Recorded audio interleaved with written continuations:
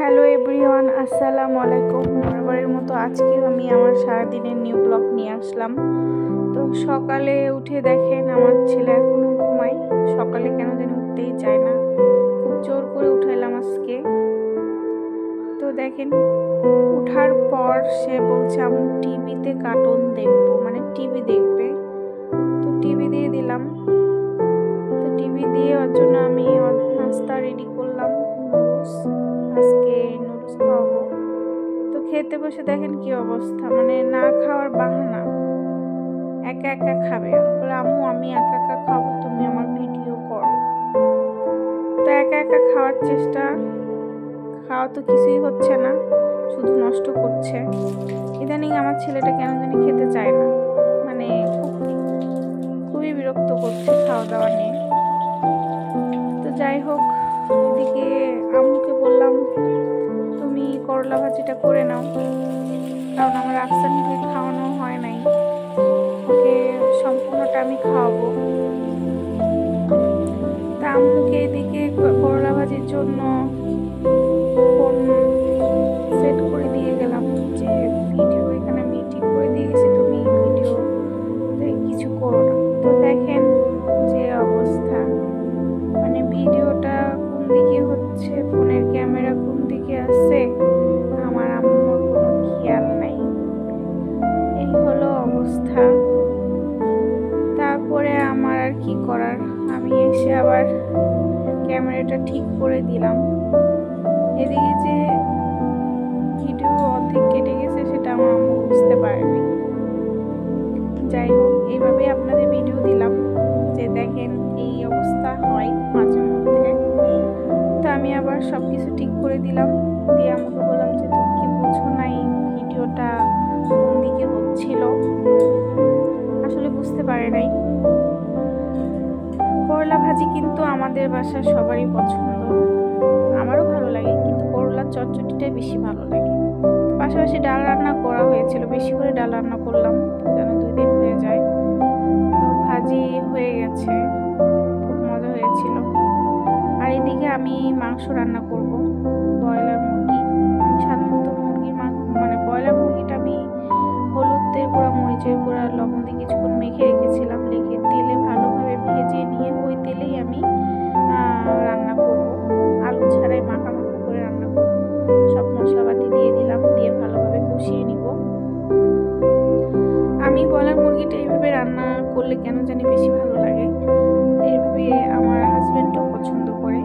তো টমেটো তো অবশ্যই দিতেই হবে, টমেটো ছাড়া তো মানে মাংসের টেস্টটা আসবেই না, আমার কাছে কেন জানি তাই মনে হয়।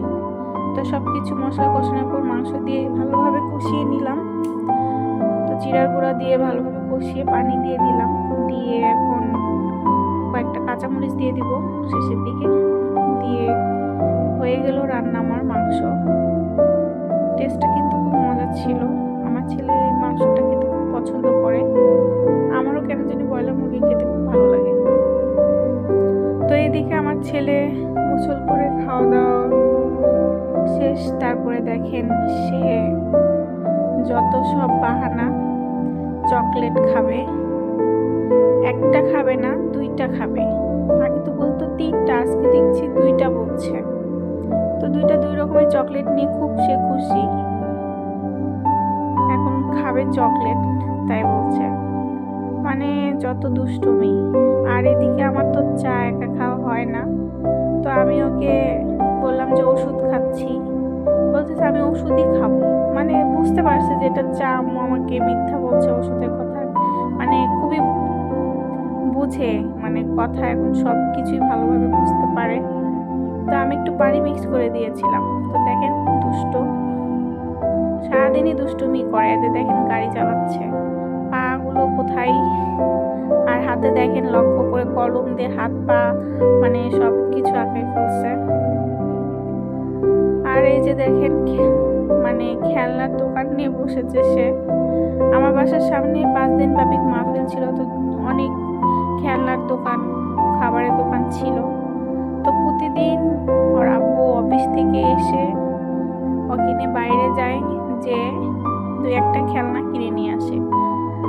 তো নিয়ে আসতে আসতে আজকে কতগুলো খেলনা কিনে নিয়ে আসছে। তো সে তো খুব খুশি খেলনা পেয়ে, মানে এত খুশি যে মনে হয় ঈদের দিন পাইছে। তো যাই হোক, বাবা ভালোবাসা, ছেলে একটা চাইলে বাবা দুইটা কিনে দেয়, মানে খুবই খুশি সে। আর এদিকে আমি একটু আসলাম স্যুপ রান্না করবো, অনেকদিন ধরে ইচ্ছা করছে, অনেকদিন না, আমার ফ্রেন্ডের বাসায় স্যুপ খাওয়ার পর ভাবলাম যে আমিও স্যুপ রান্না করে খাবো।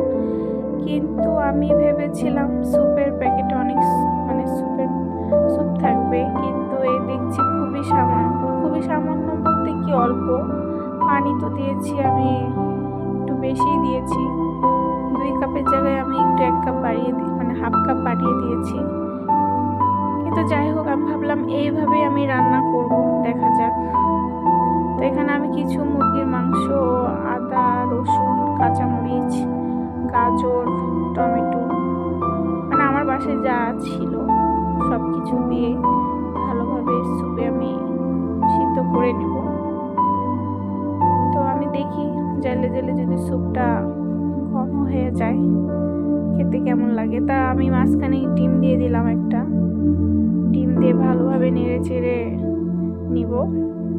স্যুপের মধ্যে কিন্তু ডিমটা দিলে কিন্তু বেশি মজা লাগে, আমার কাছে মজা লাগে। আর ফিনিশিংয়ে কিন্তু ধনের পাতা অবশ্যই দিতে হবে, ধনের পাতা না দিলে স্যুপটা কেন জানি আমার, মানে বাসায় রেডি স্যুপ, রেস্টুরেন্টের স্যুপের তো কথা অন্যরকম, মানে রেডি স্যুপটা আমি এইভাবেই রান্না করে খেতে পছন্দ করি। সয়া সস দিয়ে দিলাম, একটু গুঁড়ামরিচ দিয়ে দিলাম, গুঁড়ামরিচটা দিলাম একটু যেন কালারটা সুন্দর হয়। আর লাস্টের দিকে ধনে পাতা দিয়ে দিলাম, দিয়ে স্যুপ অলমোস্ট হয়ে গেছে। যাই হোক, বেশি কিন্তু পাতলা হয়নি, সব কিছু কিন্তু হালকা পাতলা গরমে মানে ঘন হয়ে গেছে, দেখেন। তো এই ছিল আজকে দিনের মতো আমার সারাদিনের ব্লগ। সবাই আমার ব্লগ কেমন লাগে কমেন্টস অবশ্যই করবেন, আর সবাই ভালো থাকবেন। আসসালামু আলাইকুম।